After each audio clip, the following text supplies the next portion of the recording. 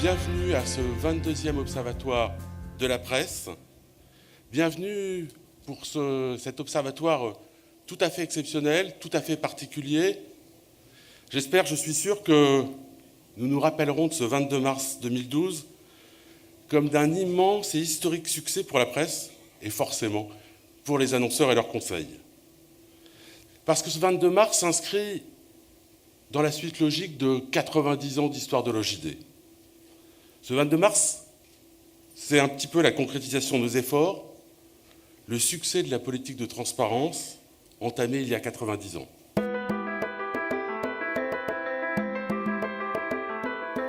Notre futur, il est ensemble. Diffusion et audience. C'est possible pour le digital, ce sera un jour pour le papier. C'est pourquoi nous sommes aujourd'hui très fiers, très heureux de partager ce moment avec nos amis d'Audipresse. La plus grande force de la presse, c'est sa diversité. Quelle meilleure preuve, quelle meilleure démonstration que d'être aujourd'hui, ici, tous ensemble. C'est pas le Bourget, c'est pas Villepinte, j'ai jamais vu une salle aussi remplie. Je crois que c'est la meilleure preuve de votre intérêt, de votre passion, à travers la presse, la diffusion et l'audience.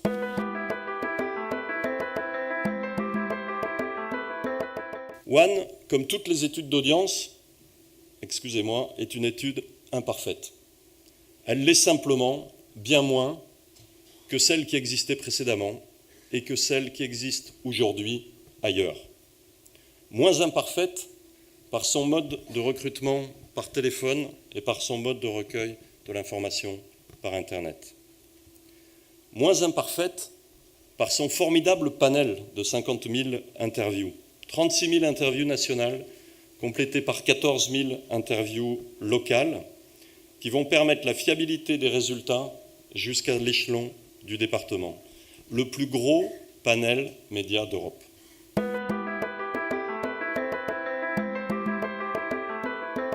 One nous offre une photographie saisissante d'une presse puissante, dynamique, variée.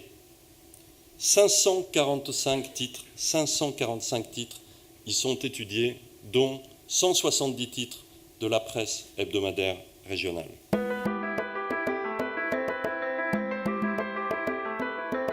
One n'est pas une fin en soi. Elle est une étape nécessaire, indispensable, sur le chemin vers la grande étude cross-média, crédible, partagée par tous, tant attendue par le marché depuis si longtemps.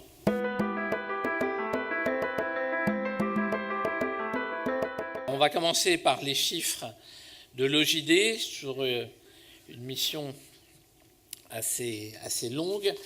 La presse payante en France, c'est 4 milliards 116 millions d'exemplaires, donc c'est une énorme famille, une énorme puissance. C'est 858 titres contrôlés par l'OJD.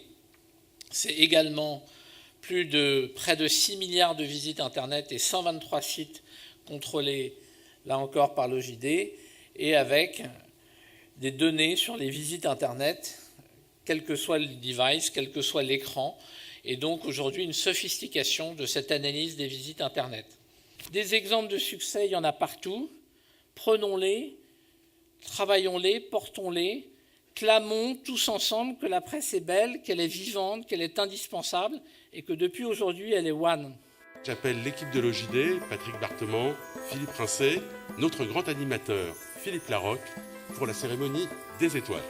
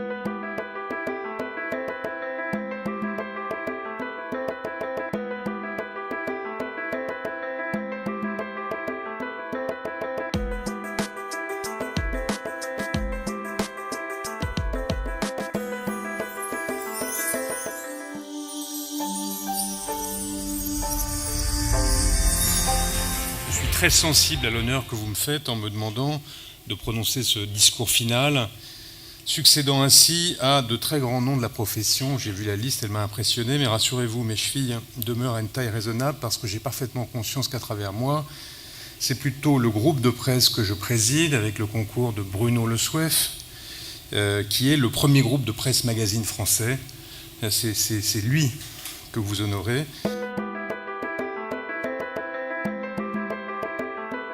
Comme la musique, comme le cinéma, comme le livre, notre secteur connaît une révolution considérable. L'enjeu, en tout cas c'est ma conviction, n'est pas du tout un enjeu de disparition, c'est un enjeu de transformation de notre environnement à travers un processus de dématérialisation avec la montée en puissance des supports numériques, on l'a vu tout à l'heure, et la cohabitation entre le papier et le numérique.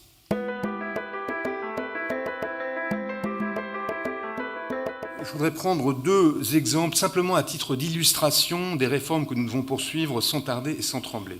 D'abord, l'amélioration continue de la qualité de nos contenus. Quelle est notre valeur ajoutée? Nous contribuons à fabriquer l'opinion, mais nous devons être les premiers à résister à la tyrannie de cette dernière. Et c'est comme ça que nous fonderons, que nous augmenterons, que nous fabriquerons notre crédibilité. C'est évidemment le devoir de chacun d'entre nous, mais c'est aussi une tâche collective.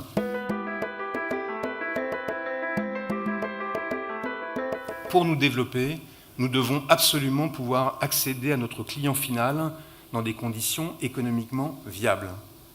Je parle évidemment de la distribution physique. Nous avons perdu au cours des 3 dernières années plus de 1000 points de vente.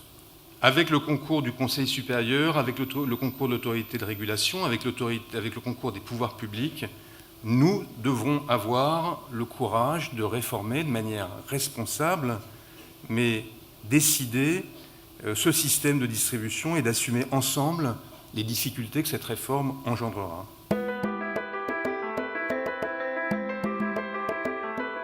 Nous avons une bataille essentielle à mener pour empêcher que la valeur créée par nos contenus ne soit détruite ou indûment captée par d'autres que nous. Je parle du prix de vente de nos contenus sur les tablettes, je parle de la publicité générée par nos contenus sur les plateformes d'agrégation d'audience, je parle des commissions de distribution, je parle aussi du contrôle du consommateur final. Dans ce moment de l'histoire, il faut, pour notre industrie, que nous ayons une vision claire de la stratégie à conduire. Il faut que nous ayons des hommes et des femmes, ou des femmes et des hommes résolus et persévérants pour mettre en œuvre cette stratégie. Et enfin, peut-être plus que tout, il faut que nous ayons le talisman du rassemblement et de l'unité. Est-ce que nous saurons, sans plus attendre, mettre de côté nos intérêts particuliers, notre kyrielle de syndicats professionnels, notre myriade d'organisations diverses et variées, pour conduire ensemble les 2 ou 3 batailles essentielles à notre destin? Est-ce que nous saurons nous unir derrière un seul et même drapeau? Nous avons eu, il y a 4 ans, les États généraux de la presse. Nous devons organiser, si j'ose m'exprimer ainsi pour faire image, les États-Unis de la presse. Et puisque nous sommes le 22 mars, j'emprunte à mai 68 ma phrase finale, ce n'est qu'un début, continuons le combat. Je vous remercie.